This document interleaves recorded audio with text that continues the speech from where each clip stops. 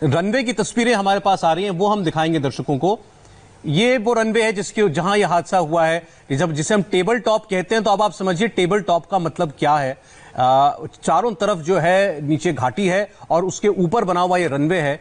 ये इसी कालीकट के एयरपोर्ट का रनवे है। ये वही स्ट्रिप है जिसके जहां पर ये हादसा हुआ है।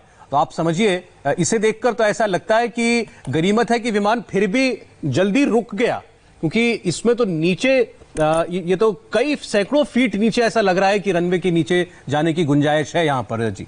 और जैसा राजीव प्रताप रूडी बता रहे थे कि बहुत छोटा रनवे नहीं है, रनवे काफी बड़ा है, लेकिन उनका भी यही अंदाजा है क्योंकि बारिश ज्यादा थी इसलिए स्किड होने की संभावना थी। लेकिन उन्हें भी इस बात का आश्चर्य है कि इतने बड़े रनवे पर इतने एक्सपीरियंस पायलट कैसे स्किड कर सकते हैं।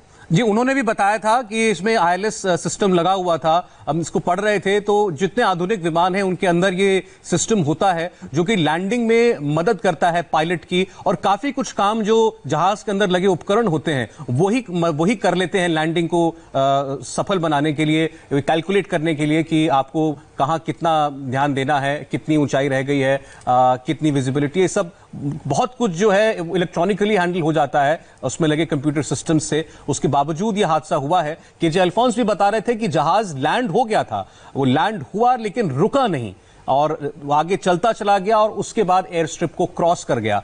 तो ये तस्वीर जो है वो देख करके हमको ऐसा ही लग रहा है कि ये हुआ हो।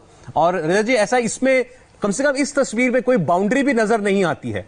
मतलब वो जहाज अपने आप जाकर के स्किड होता गया और फिर टूटा और चाहे टूटने के बाद रुका। और ऐसी जगह पर रेस्क्यू ऑपरेशन करना भी मुश्किल काम है। जी हाँ, यहां अब तक गाड़ी लेकर के आना, फायर टेंडर्स लेकर के आना, आसपास के लोग आए भी होंगे तो फिर लोगों को निकालना, ये अपने आप में बड़ी मशक्कत का काम है। और क्योंकि आप रनवे के एक छोर नजर आ रहा है रनवे का, तो छोर के आगे कुछ नहीं है। इसका मतलब जहां पर भी विमान जाकर के रुका दो हिस्सों में टूटने के बाद, वहां तक पहुंचना अपने आप में बड़ी बात रही होगी। इसीलिए लोकल्स की जो मदद की बात हो रही है उसका बहुत बड़ा रोल बताया जा रहा है कि लोगों को जल्द से जल्द। और बड़ी अच्छी बात है कि लोग अपनी अपनी गाड़ियां लेकर पहुंचे और उनमें लोगों को लेकर उन्हें हॉस्पिटल पहुंचाया। और जैसा राघवंत बता रहे हैं कि उनकी जानकारी है कि 10 लोगों की कम से कम मौत हुई है और करीब 55 लोग इंजर्ड हैं जो हॉस्पिटल्स में हैं। लेकिन ये ऑफिशियल फिगर नहीं है, राघवंत बता रहे थे, ये उन्हें अपने सोर्सेज से, हॉस्पिटल से ये जानकारी मिली है।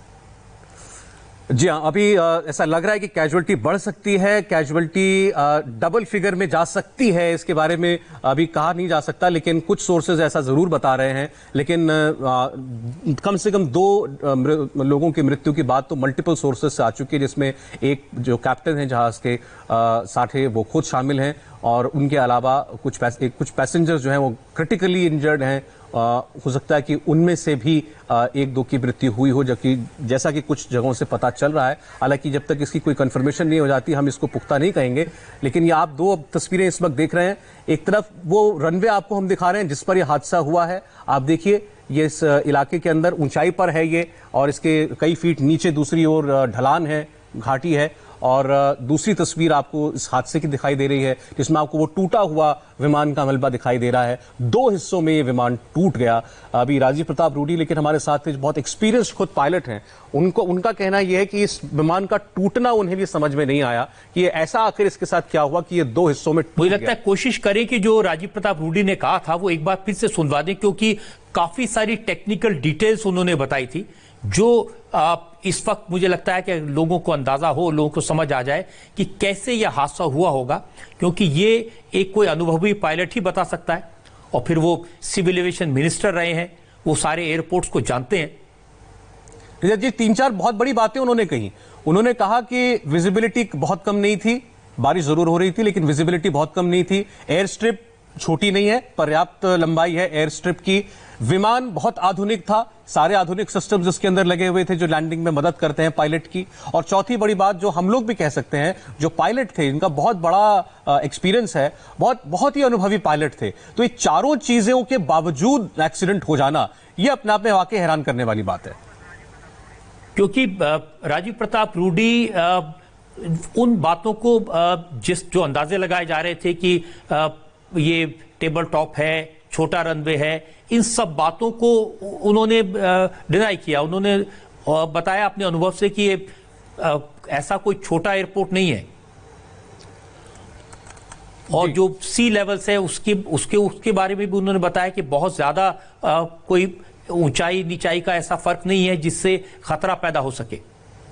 जी हाँ, आसपास इस तस्वीर में भी देख करके लगता है कि आसपास काफी पर्याप्त खुली जगह है। ऐसा नहीं है कि बिल्कुल पहाड़ों से घिरा हुआ कहीं ये एयर स्ट्रिप हो, वैसी बात इसमें कहीं नजर नहीं आती है। हिली टेरेन जरूर है। और उनको इस बात का बड़ा आश्चर्य था कि ये 2 टुकड़ों में कैसे बंट गया। जी हाँ, 2 टुकड़ों में इसका बट जाना ये उनकी भी समझ में नहीं आया। अब ये अभी नहीं कह सकते हैं कि ये विमान लैंड हुआ और उसके बाद स्किड हो गया या बिल्कुल क्रैश लैंड ही इस विमान ने किया, ये शायद। अगर और एक बात उन्होंने अच्छी बताई, उन्होंने कहा कि चूंकि ये लॉन्ग फ्लाइट थी, लंबी फ्लाइट थी, दुबई से आ रही थी, तो पहुंचते पहुंचते उसका फ्यूल खत्म हो जाता है, और जो थोड़ा बहुत बचा वो वहां जो बारिश हो रही थी उसकी नमी की वजह से उसमें आग नहीं लगी। इसकी वजह से इतने ज्यादा लोगों को रेस्क्यू किया गया, और ये बड़ी भगवान की कृपा माननी चाहिए कि कम से कम आग नहीं लगी। रजत जी, आपकी राजीव प्रताप